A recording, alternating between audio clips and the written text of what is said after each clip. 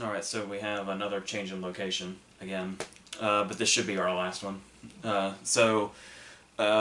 As far as these two go, this was another case of it was always going to be. We probably were going to talk about Lebowski at some point. The trouble is what would we even talk about? Like, Kingpin came up a lot, but it's like. But The Big Lebowski is hardly a bowling movie. Particularly, especially in the way something like Kingpin is. But then Inherent Vice came along, and I obviously talked about it when it first came out.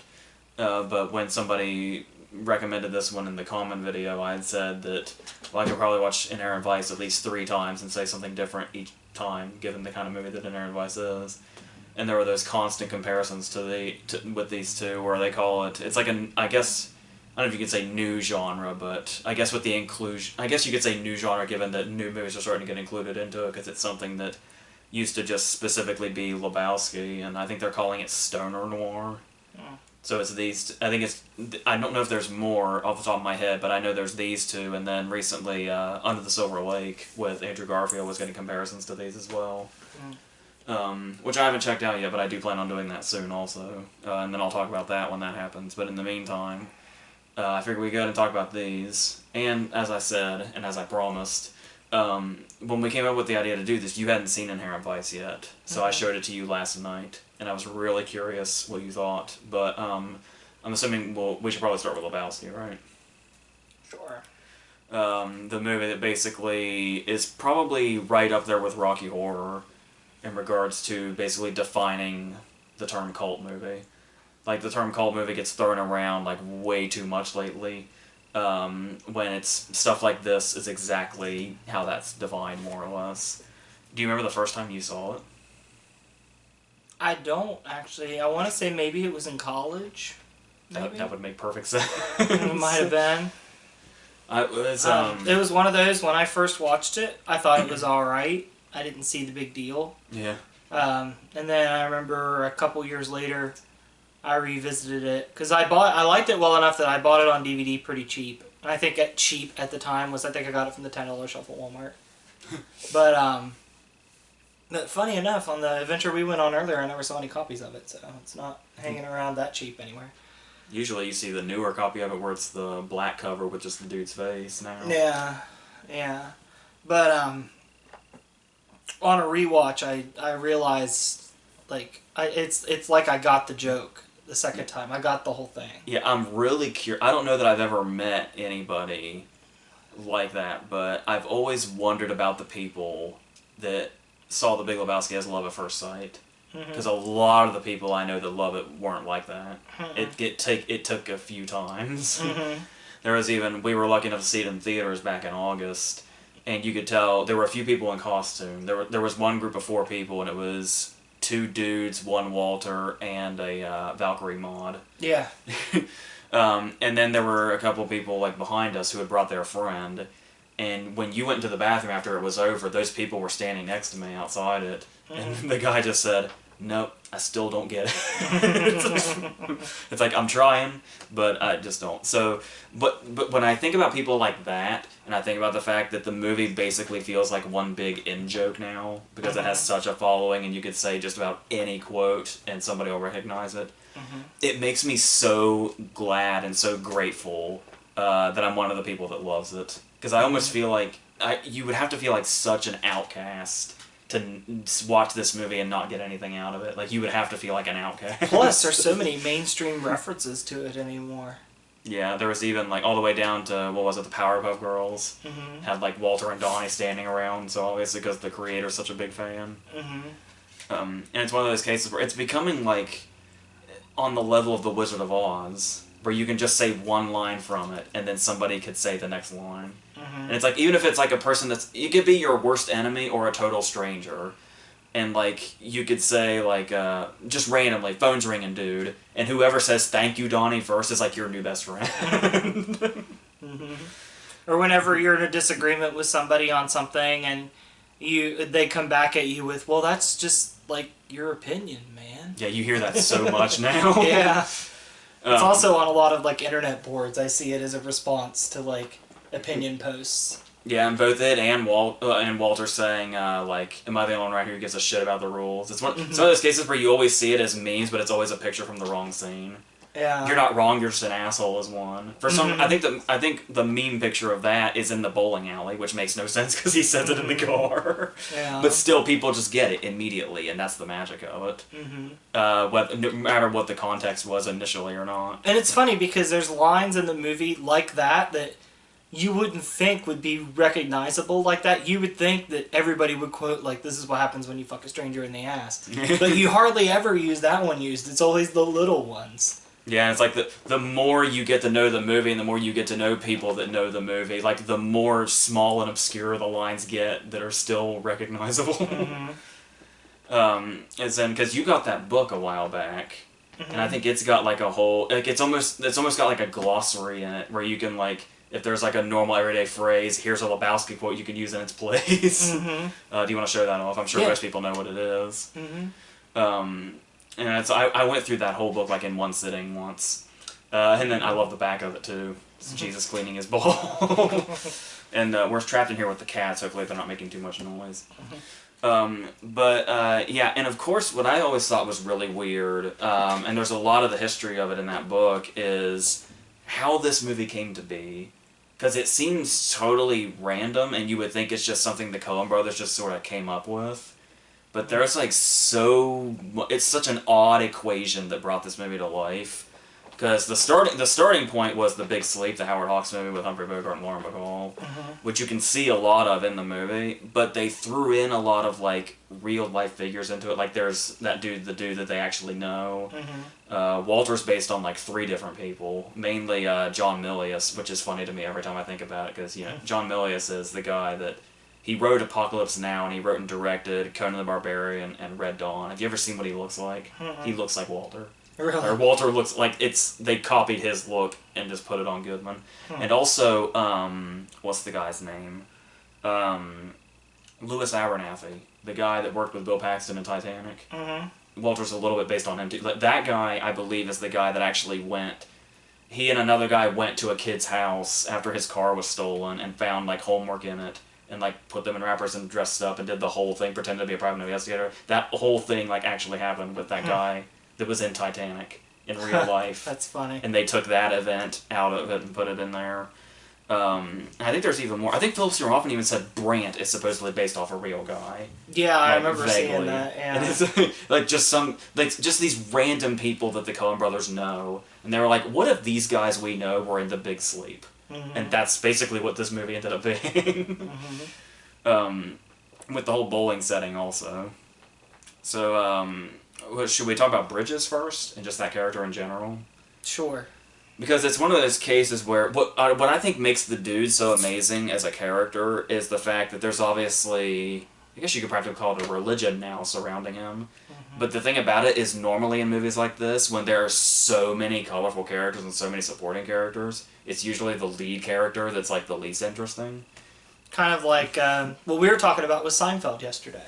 Yeah. Like Jerry kind of gets lost and he's underrated because he's surrounded by Kramer and George and Elaine and Buddy and all these people. That Jerry kind of gets lost in the shuffle. I think that's an apt comparison to the dude.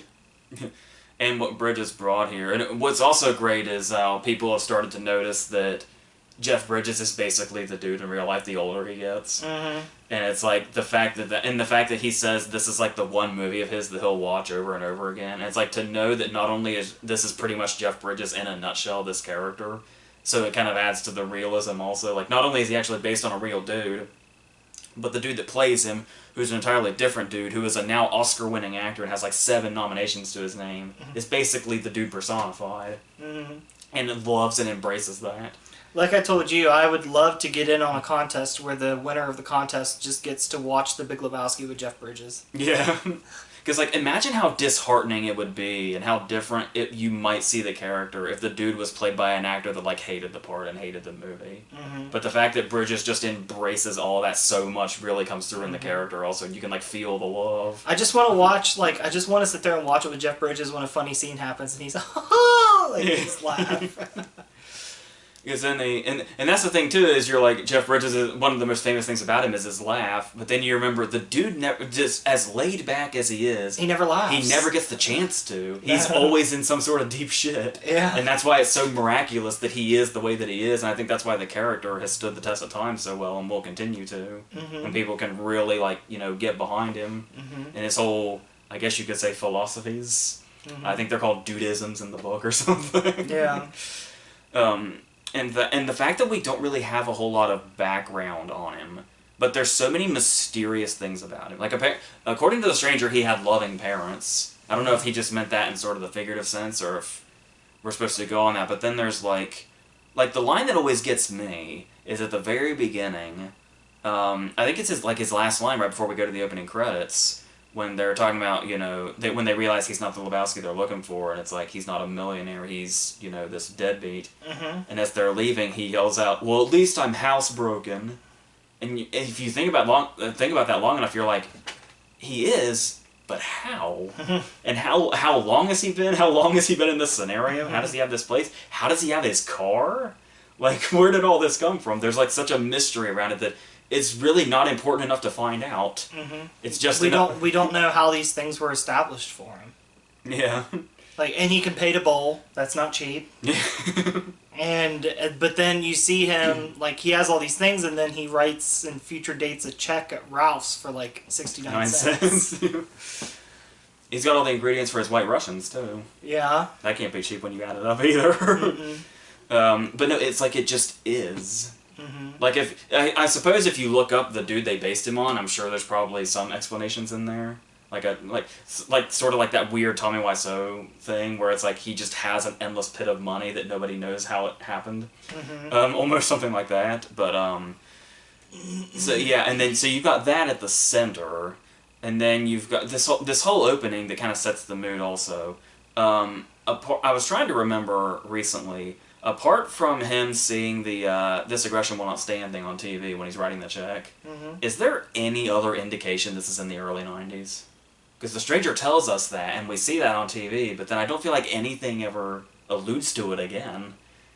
Maybe what the car phone looks like. Possibly. And then the next question after that is why? Because it's not like it's in the too distant future. This came out in 98. So it's they're just saying this happened a few years ago. It's basically what they're saying. So, yeah, just all those things about it, though. But that's the thing is the movie is just so interesting. Rather than, in another movie it might be frustrating that they don't acknowledge those things. But in this movie it just adds to the whole thing. It almost makes it more enjoyable that you have more things to think about because there's so much already going on in it. That all of this stuff doesn't even matter. And that's why nobody's really addresses it too much. I think the cat just sat on a toy or something. But and also, another thing about Bridges in this role is when you read about some of the ways he approached the role, when he say, one of his continuous things throughout the making of the movie was pretty much every time they'd start a new scene, he'd go up and to the Coen brothers and say, do you think the dude would have done a J on the way over here? And to decide how he was going to act and all that. And then there's the whole thing where, talking about his personality, where the dude has those tapes that he listens to. Sometimes it's bowling, sometimes it's the whales. I love the one that's just the sound of bowling. Yeah. Do you remember a few years ago, or a couple years ago, when Jeff Bridges released those sleeping tapes that he made?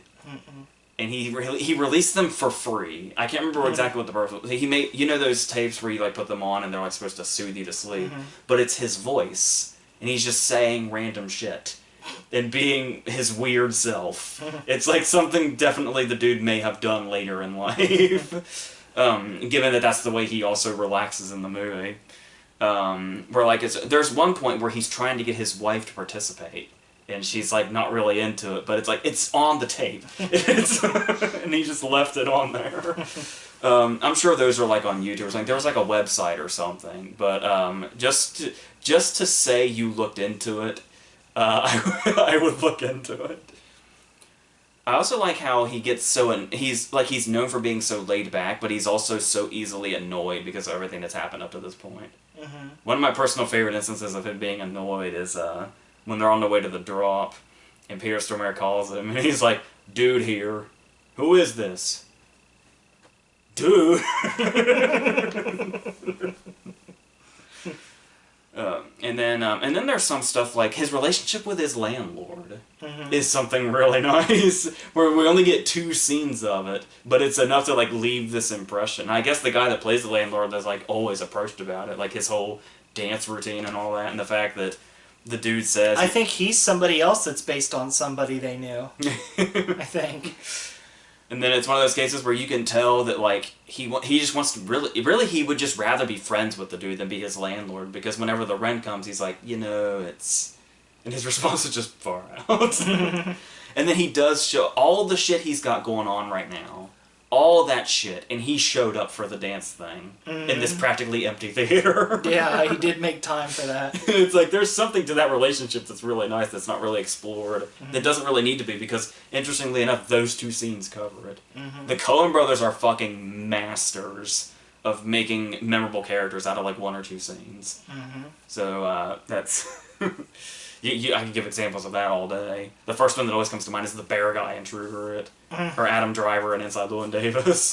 There's just an endless amount. Mike Yanagita, all of them. All you need is 1 scene in a Coen Brothers movie, and people will remember you forever. Anything else you got to say on Bridges?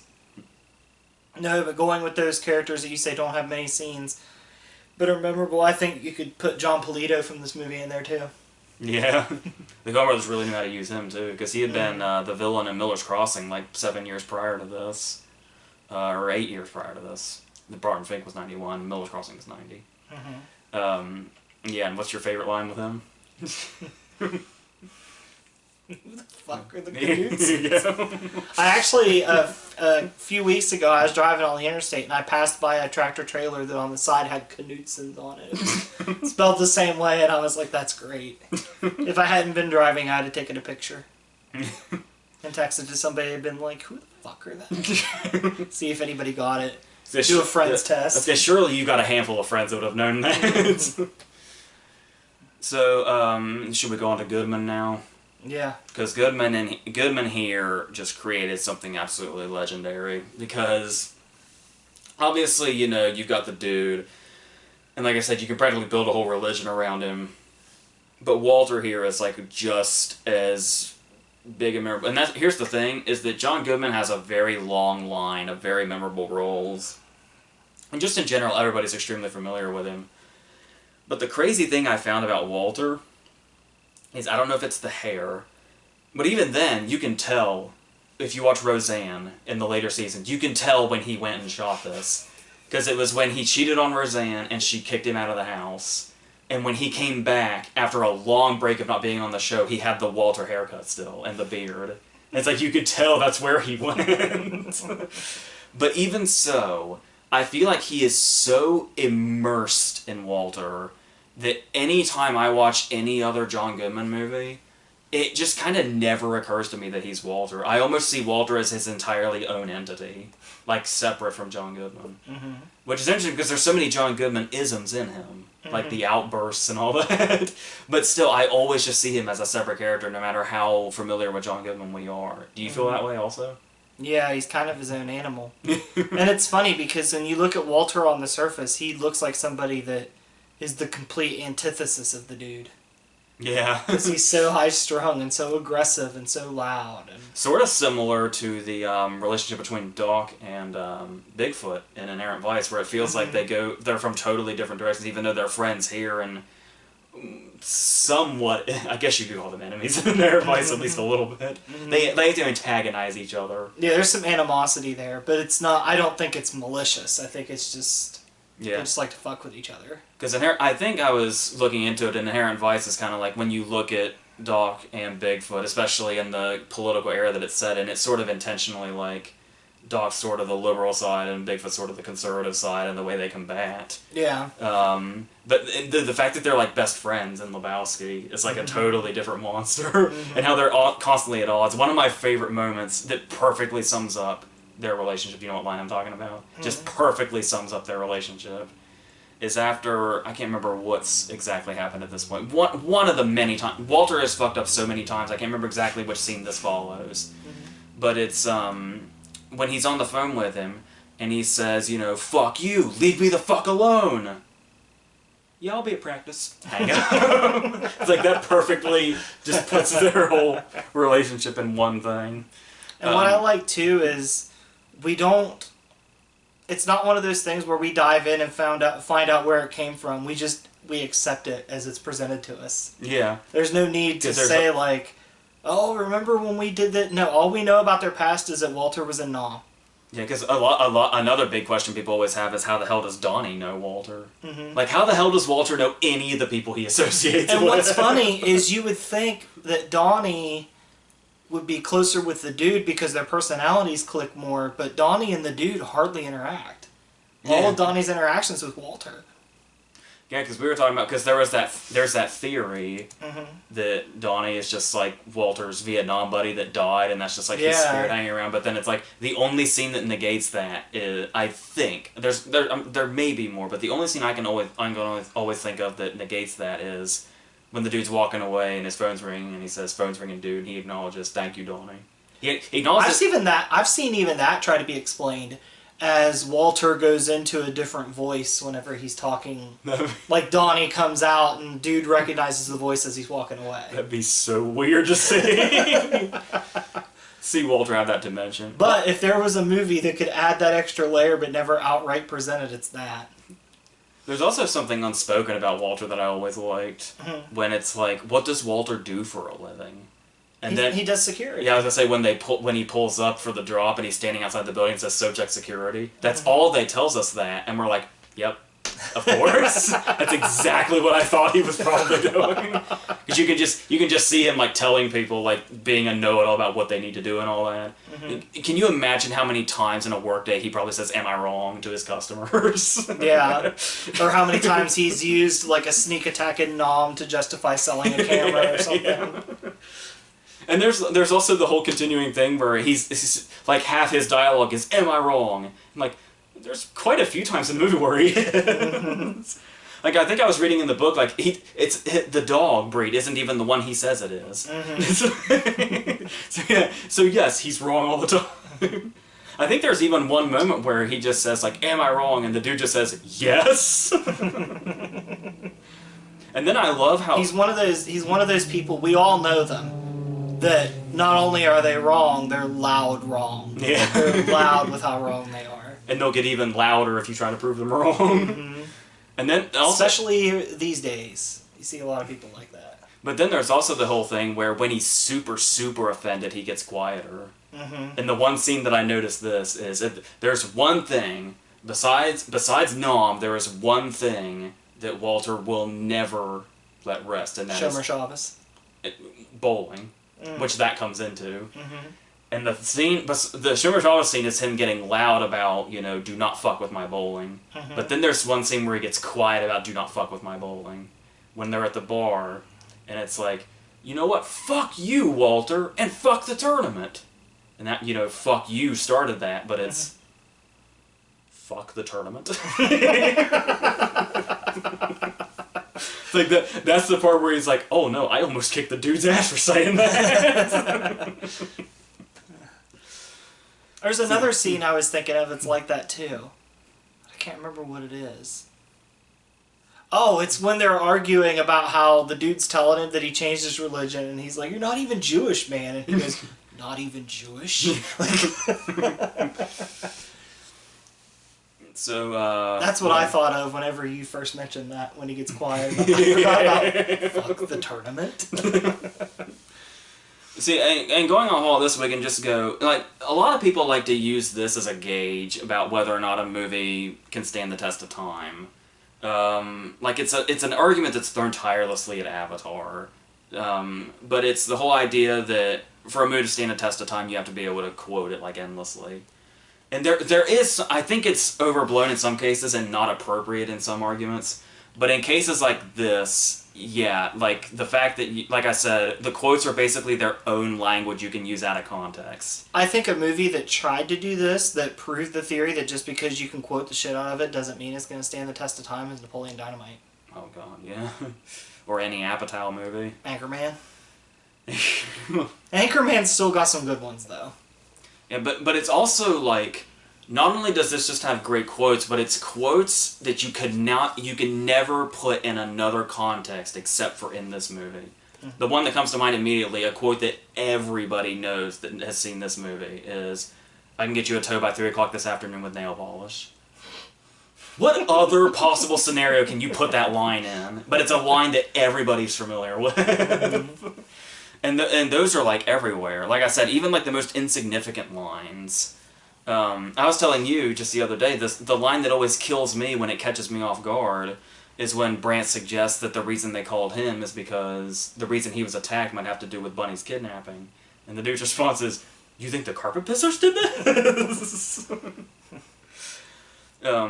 And just sometimes just the way his delivery is. Like, I love he goes through the whole big thing. There's a scene similar to this in The Big Sleep when this happens, where it's like the dude in the wheelchair and he's got the blanket and all that, and he's lit by the fireplace, and it's this really big moment. It's like this big tragedy in his life, and this could mean life or death. And the dude's response is, "This is a bummer, man. That's a bummer." I also like how when, in that same scene when Lebowski starts it, the dude's just like, "Mind if I do a J?" It's like that's the way Bridges would actually approach the Coen brothers, and it's like that's the way he approached every scene was, "Should I do a J right now?" I also love, in the very beginning, when they're dunking his head in the toilet, asking where the money is, and he comes back up and he's just like, "It's down there somewhere, let me take another look." It's like sometimes he just welcomes it. Another one of my favorite lines, and I love this. I already We love could do a this. whole video on just Lebowski lines. Yeah, and I loved this. I think it's also because it's the way it's delivered makes it sound so authentic, like this is the way they would say it. And I love this line even more because I recently learned that it's one of John Goodman's favorite lines in the movie also. It's when the lead calls him up and leaves him a message at home, and it's like, "We got a complaint that your teammate Walter Sobchak drew a firearm during league play." It's like, I already love that, but now to learn that it's one of John Goodman's favorite lines in the movie, I love it. The whole Smokey scene in itself is one of, like, the defining moments of the entire movie, and Walter's character specifically. That's another one where Walter starts out trying to be calm and just explodes. You know where another... And then that's where, am I the only one that gives a shit about the rules comes from? And he takes it... Every memorable scene has a line tacked to it. Yeah, and I love how, like, the rules thing actually gets, like, almost dead serious at the end when he's, like, actually genuinely pissed at the nihilists for still asking for the money when there's not even a ransom anymore. And he's, like, deathly serious now, saying, "Those are the fucking rules." And he's to the point that he fucking attacks them. He's ready to kill over it. Flee with his fucking boombox. It took me forever to realize they had a fucking boombox with them, and that's where that music was coming from. And then going also into the quotes kind of takes us into the another character I wanted to discuss, and that was Maude. I always forget how many great lines are in the Maude scenes because of their interactions. Because once again, like everybody else in his life, he meets somebody that's coming from such a totally different world than him, and they kind of have this. It's almost like a culture clash when he and Maude talk. I love when he first meets David Thewlis, and David Thewlis is just sitting there laughing at his magazine, and the dude's response is just, "What the fuck is this?" That whole David Thewlis thing. That's another prime example. David Thewlis only has one scene in this movie, and that character is, like, in our minds forever. And he also got big laughs in the theater when we saw it. That's another thing too. When we're talking before we go into Maude real quick, is talking about how the small lines usually get the biggest thing. Do you remember the line that got the biggest reaction in the theater? Not offhand. It was at the beginning. It was the whole thing where they're talking about, Donnie's out of his element, Donnie doesn't listen, and then they're talking about how there's a big Lebowski and then there's him. And they've had this conversation like 3 times over, and then Donnie says, "Lebowski? That's your name, dude." Oh, yeah. Got the biggest laugh in the whole movie. But yeah, going on to the Maude scenes, where like I said, there's almost like a culture clash in their dialogue, because they're coming from so many different places. And the way that, like, she says, she's talking about how she's so, like men are so, like, not open to just saying the words. And he just kind of does it. He's like, is this sort of... And then, I think Julianne Moore said one of her favorite lines was when, she says, I can't remember the exact line now, when she says beaver, and he's like, "What? You mean vagina? But then there is, one of my personal favorites is when she goes through all the different words for, like, sex and fucking. And she goes through coitus. But she goes through, like, a whole list of them. Mm-hmm. But then she brings it up again later, and he's like, you mean coitus? It's like he's trying to adopt the language and build on his character. And then sometimes there's, when she's just kind of doing it off the cuff, like when she's talking about money, and the way she just says bones or clams or whatever you call them now. So I always love the way... I don't even think he responds to that. He doesn't give money a specific name. Yeah. And then, so you go on that, so we talked about all these characters and how they interact with the others, and we barely touched on Jesus.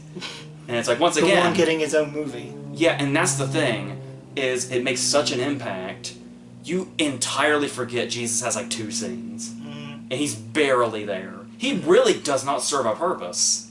He doesn't at all. But the beauty... we don't even get to see them bowl against him. Yeah, because this is also something that makes it really comparable to Inherent Vice, because we'll go into this also. But that's the thing is, when the characters are this rich, they don't need a purpose. And Jesus is a prime example of that. Because that's the thing is, he's the antagonist in the tournament. Mm-hmm. But the tournament is never a storyline. No. He's the antagonist in a storyline that never happens. That is amazing. And he's one of the most quoted, memorable characters in the whole movie. That's amazing. And what Totoro does with it, I think, is a huge testament to that also. Because Totoro's one of those ones where, like, every time he's with the Coen brothers, it's amazing. Because Bard Fink is probably his best performance ever. He was a great... His scene in the woods in Miller's Crossing is, like, legendary in itself. People love Oh Brother, Where Art Thou? Yes. And then there was the whole thing where, I love some of the references to Jesus throughout, where he's not even in the movie, but he's present. Like, one that comes to mind is when the dude is in the taxi after he's been assaulted by the one dude that tells him to stay out of Malibu. And when he's on the ride there, it's like, he says, I hate the fucking Eagles, man. And obviously we heard Hotel California in Jesus' introduction, but it wasn't the Eagles. Because the dude hates the fucking Eagles, man. But I never noticed it until really late. When the dude wakes up in the taxi and hears the Eagles, the first thing he says is, Jesus, man. It's like, you can take that either way. Another Jesus line, I don't know why. I've always tried to figure out exactly... Sometimes the beauty of it is, don't even try to figure out what makes it so great. But it's the way... it's the way Jesus says... After he's pissed off about the day getting changed because of Shabbos, he's like, I was gonna fuck you in the ass Saturday. I'll fuck you in the ass Wednesday instead. And I think that line is overshadowed by the thrust. That's the last that we see of him, I believe. Because then he just trots off. So yeah, and then we were talking about him cleaning his balls with Liam, I think it's his partner's name. And that's the thing is, it's like, there's no reason to cut to him in that moment.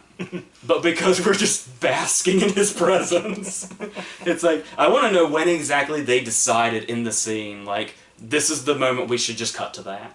In mid-conversation. Which is funny, because it sets him up like he's going to be this big obstacle to overcome. And like you said, he's the antagonist of a storyline that doesn't exist. Yeah, and then I know he wanted to make the movie forever, and he's finally got shot. It's not even a point to where like the movie ends at the tournament. It's like this big ambiguous ending. No, the tournament's still a few days away, and they don't even care. They're only going bowling, not even to practice for the tournament, just to take the edge off from Donnie's death. Yeah. And I don't even think the dude was really wanting to bowl. I think they're just going for Walter's benefit. Yeah.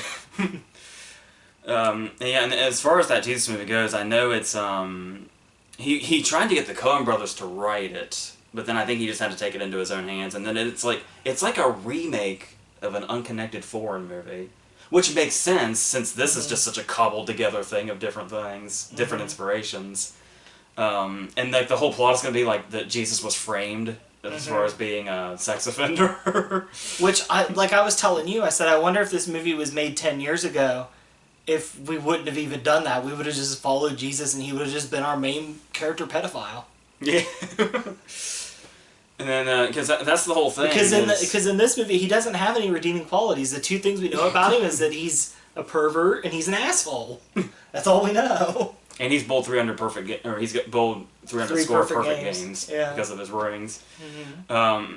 And that's the thing too, is when you think about that on top of everything else, the fact that some characters just come in and out like that, whether they have a purpose or not.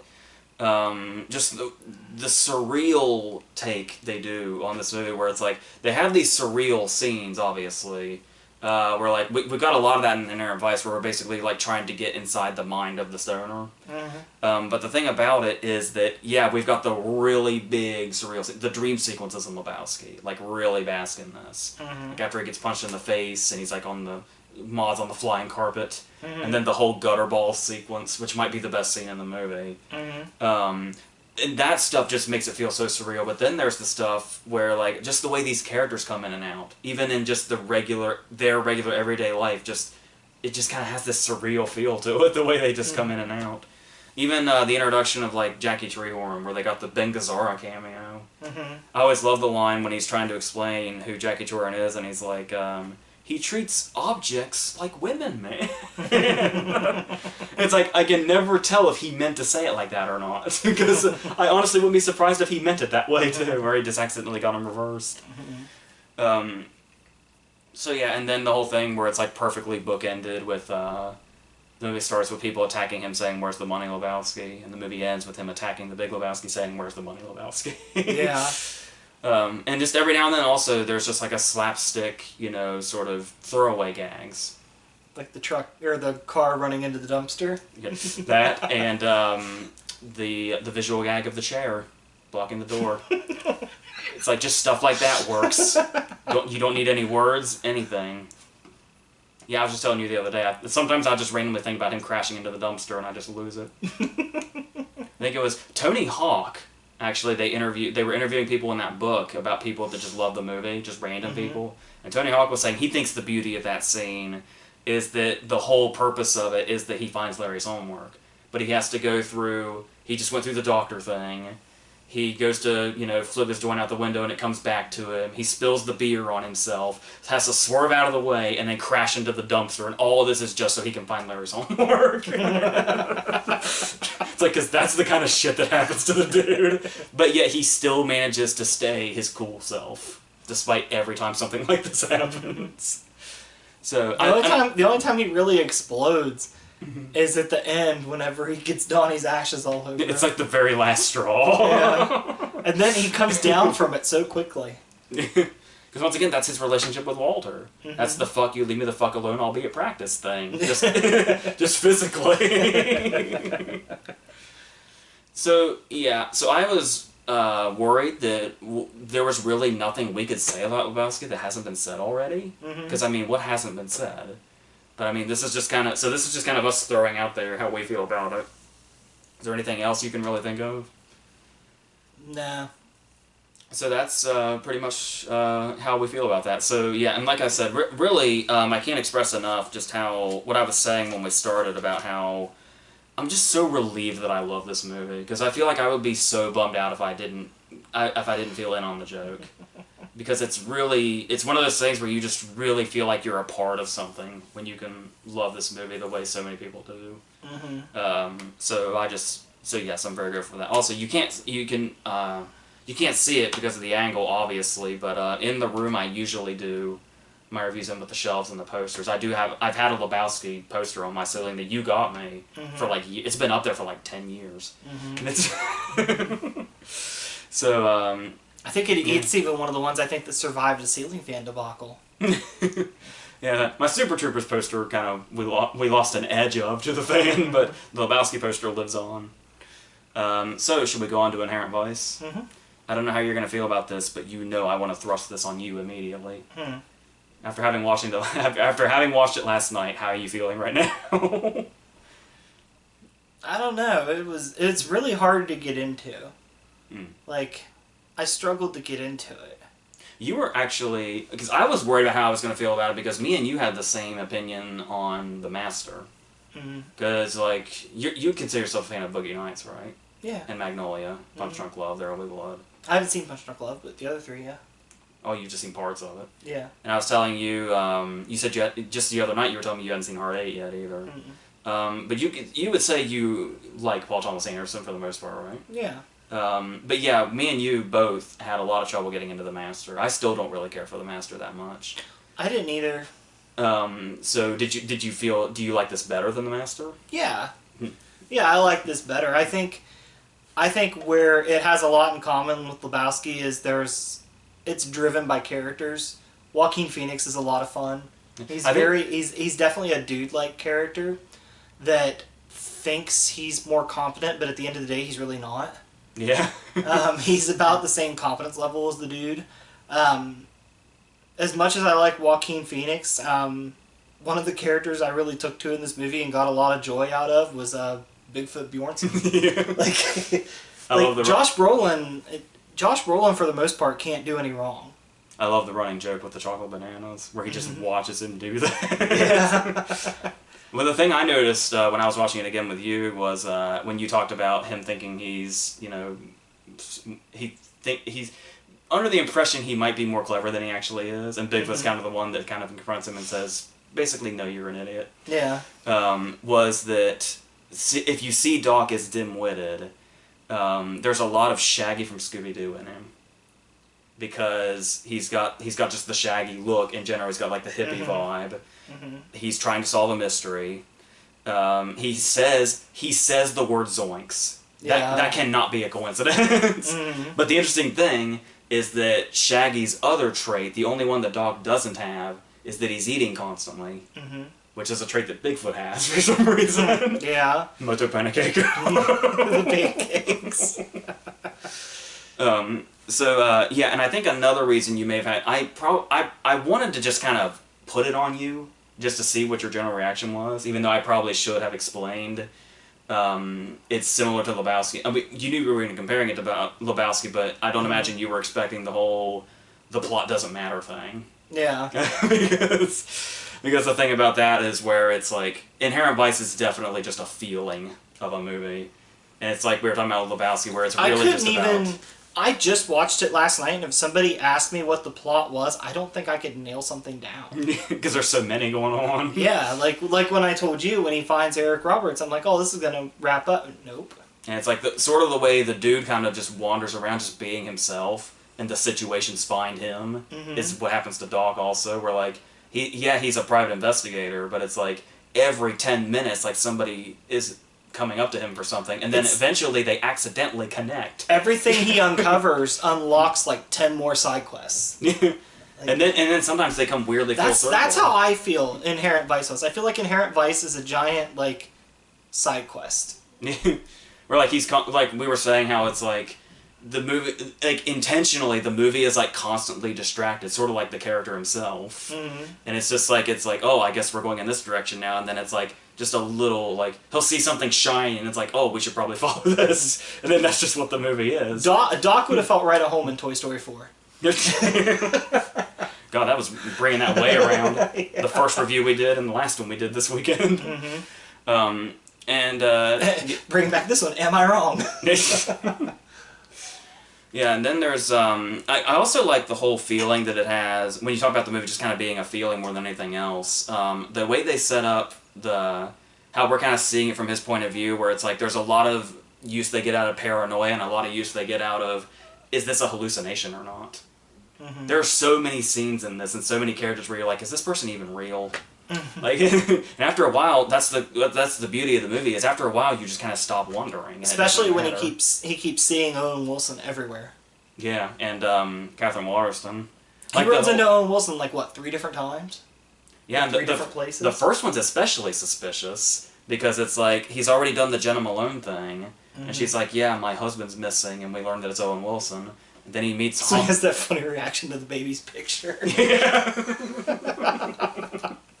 And then we have, and then he meets Hong Chow at the at Chick Plane at the massage parlor. I love that that's its name. And then somehow she's like, "Oh, by the way, this dude wants to talk to you." and it's Owen Wilson, and he's already come back around to the Jenna Malone thing, and the movie's only been on for like half an hour. And that's just it. Like, one of the side quests that he goes on is Jenna Malone's like, I don't think my husband's dead. And we find out 10 minutes later, nope, that's 100% true. That storyline is essentially wrapped up right there. Yeah, and then there's the whole Shasta thing always really interested me in regards to what is he actually seeing it or not. It turns out that for the most part she is there. But it's like the whole scene where she just materializes again, and then like she has the really long, like the long take nude scene, like where she has like the whole monologue, and then they like screw right there. All that whole thing, I guess, also because of the whole long take thing, just gives it such this odd feel. It's like it really feels like he's imagining the whole thing. I'm sorry, when you bring up that he screwed her and he's been imagining it. I thought of what you told me in MacGruber, the scene with his dead wife. Yeah, that totally could have been the scene in MacGruber where Will Forte is banging the ghost of his wife in the cemetery, and Kristen Wiig walks up and he's just fucking the air. That totally could have been what Doc was doing in that scene. We don't know. I do think by the end we're supposed to assume she is actually there, though. But like another character that's really mysterious throughout the movie is the narrator, who's like this associate of theirs. I read the first half of the book. I learned, and this, I'm sure this is probably like, sacrilege. I learned pretty early that I don't think pension's for me. Unfortunately, the guy that wrote the novel, who has like this really big following. So I feel like I'm missing out on him the way I'm glad I'm not missing out on the Love Lebowski and, the kind of following that goes with that. But there is like, if I remember correctly, there is an extended scene in the book where how everybody, in the beginning, when everybody approaches him, they say, "What's up, dog?" I believe there is an extended scene in the novel where he has like a full conversation with Bugs Bunny while he's stoned. It's like, there probably would have been I don't know, no, it's Warner Brothers. I don't think there would have been a rights issue. They could have done that scene if they wanted to. All of Warner Brothers movies used to start with Bugs biting the carrot. Yeah, I would kind of have loved to have seen that scene. But yeah, so I can't remember the exact connection of the narrator, but that's one of those things where you kind of wonder, like, who exactly... And the way they come back also, the Puck Beaverton character. If I remember correctly, Puck Beaverton is listed in the special thanks for Phantom Thread. The movie he did after this. So just weird shit like that. So, and as far as the paranoia goes, did you also feel like there was like this constant thing of the scene I noticed this is the scene just before the Last Supper scene with Owen Wilson, when they're having that long conversation in front of the window, and that dude like walks by twice and just stares at him. Yeah, I noticed that too. And it's like, and it's just in there to kind of give you that same feel of like. It kind of reminded me. Oh, what movie is it? Where, like, there's the old lady in the back just staring. It's like a library. That was it. Yeah. Yeah. Where no attention's drawn to it, it's just there and you have to notice it. Yeah. So I thought that was really good in regards to, like, putting us in the mind of somebody who's, like, stoned out of their mind and totally paranoid. Because I feel like, because I don't know if you have something to say on this, but I'm somebody who has never been stoned. And I just kind of worry, like any not having control over my body kind of freaks me out, so I just haven't. But I'm wondering if it's like, if there's something there, like a feeling there that there's something that I can't relate to in an air voice. It's like any kind of medicine that you take. I mean, each person experiences different side effects. I mean, I didn't have any paranoia. I just got hungry. That was my main thing, but there wasn't any paranoia or anything. What do you think? I know people that do get paranoid. I think it's just one of those things where everybody takes it differently. But I'm assuming you've never met a stoner to the extent of somebody like Dog. Or have you?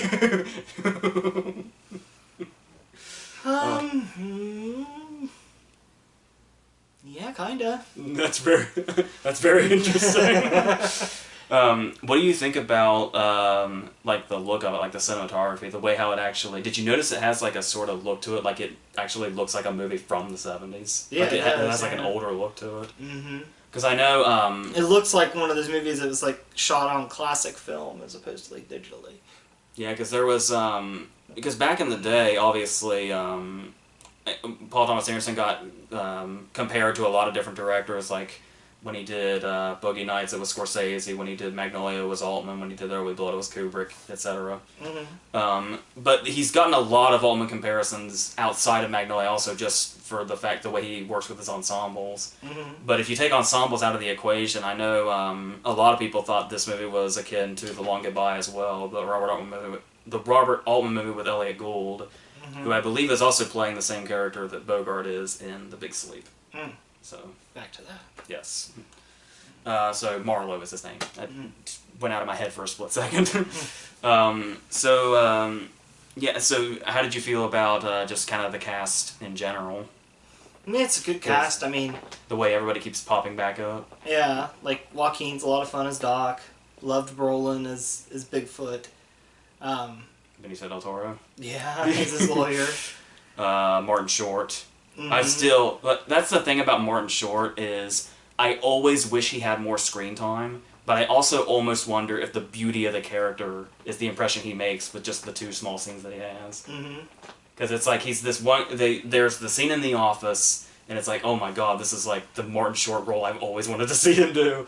And then there's the hilarious scene in the car when they get pulled over, and then he's dead. Yeah. We don't even see... Like, I think when me and Owen first saw it, we said that we kept anticipating a shot of him laying next to the trampoline when they said that. But no, we just never see him again. And that plot line's never resolved. It's kind of like the tournament in this, because he goes to Brolin and he's like, look for traces of gold, because it's the golden fang. And Brolin's response is just, that's fucking stupid. He pretty much tells him, he's like, it's the dumbest shit I've ever heard in my life. And Doc is so sold on it. He's like, just have him look. And then, like, he gets real proud of himself and he brings up the copper thing. Because he's like, Dennis used copper for this. And Brolin just brings it back down to earth. He's like, you must actually feel like a cop right now. And that's the thing, too. That's what we were talking about earlier, where the beauty of their relationship is that that's what it is. It's so antagonizing to each other, and like so the opposite. Yet they have such great chemistry when they're in the same. Like scene. the scene, I think it cuts back to twice, where like he's kicking Doc outside the car and just picks Doc up as he's curled up and just throws him in the car. Well, just very calm narrations. Yeah. And then, and I also like the kind of, the scene where we get to see Bigfoot at home, and we realize that, like, next to his wife, he's, like, really weak. Or he's like a child being scolded to hang the phone up. Because he calls, he tries to be all tough, and she's like, who is this? So, yeah, and I talked about this kind of at length when it first came out, but that's pretty much where I stand now, where I don't think I appreciated it as much when it became to just the whole, just embrace it as a feeling thing.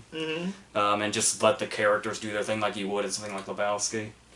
But yeah, I do also see where it can be a bit, almost too meandering. And you can, like, if you don't get sucked into the world immediately, there's a risk that it's going to be easy to kind of zone out of it and not get fully engrossed in it. But if it will be a gift if you can just start it immediately and it just kind of takes you away.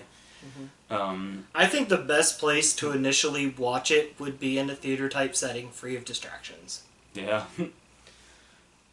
So, is that about it? I think so. Yeah. So obviously we didn't go as much into Inherent Vice as we did Lebowski, but we also have, like... This is also a first... Inherent Vice kind of has the whole, it was your first time viewing, and I had talked about it before. In Lebowski, it was like, let's just say how we feel about this movie that we know front to back. You know, sideways, diagonal, every direction. So obviously I think we both, you know, prefer Lebowski, right? But that's just a whole... Like I said, they have so much in common, but they're also 2 totally different viewing experiences, too. And I think it helps the fact that Inherent Vice can be very, very funny. But the fact that Lebowski might be one of the funniest movies ever made is like a whole different thing. It's fighting that pill. Yeah, so... I mean, Inherent Vice, it has a lot of stuff going for it. It's got atmosphere. It's got good character interactions. It's just, I think Lebowski is easier to get into. I'm curious, like, if, like a few years down the road or something, and you saw Inherent Vice again, what you would think. Like the Lebowski route? Yeah. I don't know. Yeah, because when we watched Inherent Vice, I actually hadn't watched it since like around the time it first came out, which was going on like 4.5 years ago. So, and it did, Inherent Vice actually scored a couple of Oscar nominations, which, if I remember correctly, were a big surprise. Brolin had some momentum going in, Shock. and Joaquin Phoenix got like a Globe nomination, but the two Oscar nominations it ended up with were adapted screenplay and costumes. Which makes it the adapted screenplay nom kind of came from out of nowhere, if I remember correctly. Even though it seems like it's Paul Thomas Anderson, of course he'll be nominated. But it was like a lot of people thought that's gonna probably put the Academy off, and they won't even pay attention to it.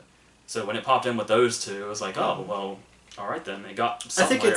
I think it's also another movie that proves that there's not much wrong that Josh Brolin can do in the world. Oh yeah. Like you and I were talking like about this when we were talking about Deadpool 2. I was like, you watch it and Josh Brolin pops up and you think, man, that's a very kind of boring choice for Cable, but then he knocks it out of the park and you're like, okay. I mean, it's one of those cases where it's a boring choice because you know he's going to do well with it. There's no element of surprise. You need to see Home of the Brave sometime. Home of the Brave. No, never watch Home of the Brave. Only The Brave. Oh. The one with him and Miles Teller where they're firefighters. Yeah. It's like one of his absolute best performances. It's like every role he's in now is like, okay, let's see what he does with this. But he's just got so much. Like, to start at The Goonies, and now he's got, like, No Country for Old Men. He's a random Inside Llewellyn Davis. Like...